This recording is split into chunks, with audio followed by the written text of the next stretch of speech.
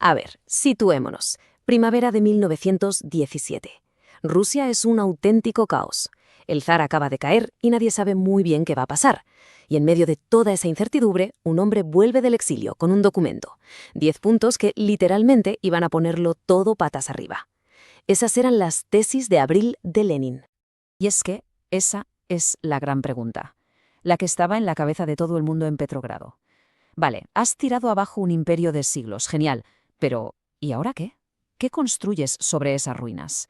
La respuesta, desde luego, no era nada sencilla. Es que todo pasó a una velocidad de vértigo. En febrero, el zar abdica. En marzo, se monta un gobierno provisional. Y el 3 de abril, Lenin llega por fin a la estación de Finlandia de Petrogrado.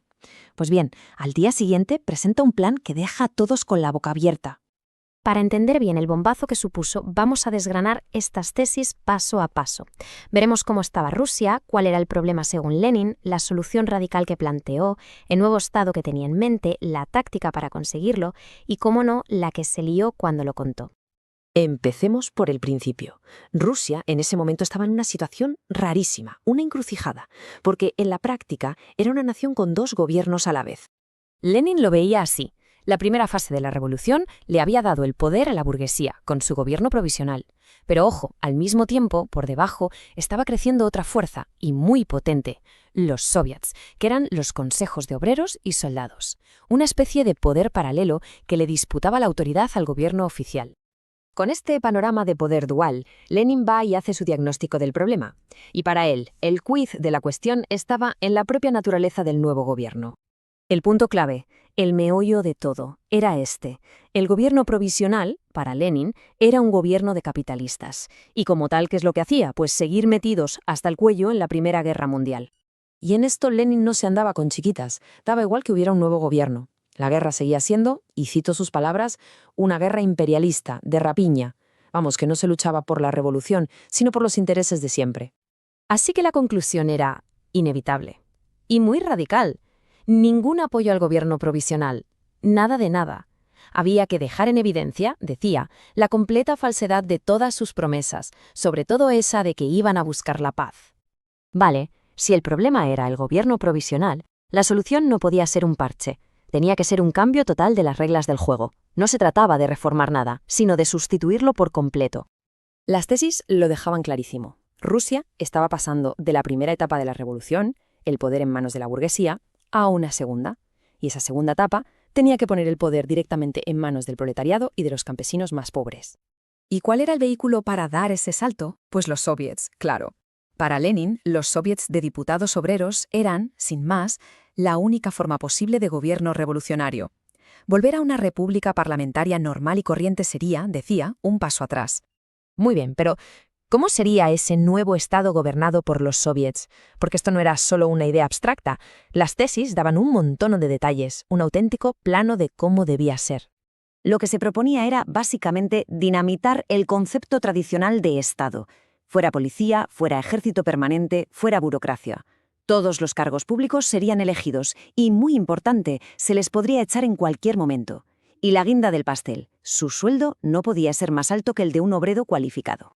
Y en lo económico, pues más de lo mismo, medidas drásticas. Se confiscarían todas las tierras de los grandes terratenientes. Se nacionalizaría toda la tierra del país, que pasaría a ser gestionada por los soviets locales. Todos los bancos se fusionarían en un único banco nacional bajo control obrero. Y, para rematar, los propios soviets controlarían la producción y la distribución de bienes. Claro, con un plan así, cualquiera pensaría que el siguiente paso era llamar a la insurrección inmediata, ¿no? Pues no. Aquí viene lo interesante. La táctica que Lenin propuso era mucho más sutil. Lenin era un tipo práctico. Sabía perfectamente que su partido, los bolcheviques, eran 4 gatos en los soviets en aquel momento. Eran una minoría. Así que la táctica no podía ser tomar el poder por la fuerza. La táctica era la persuasión.